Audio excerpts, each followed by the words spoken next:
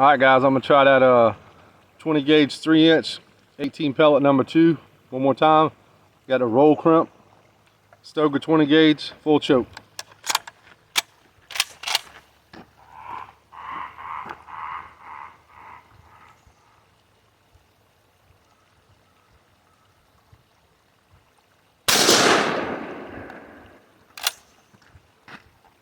$11.95. Almost 1,200 feet per second. Let's see if I hit the pattern, the target a little better this time.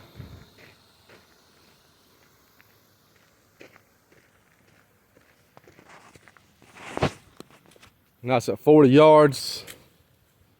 Still shot a little high, but good Lord have mercy. 20 gauge at 40 yards. Any day of the week, son.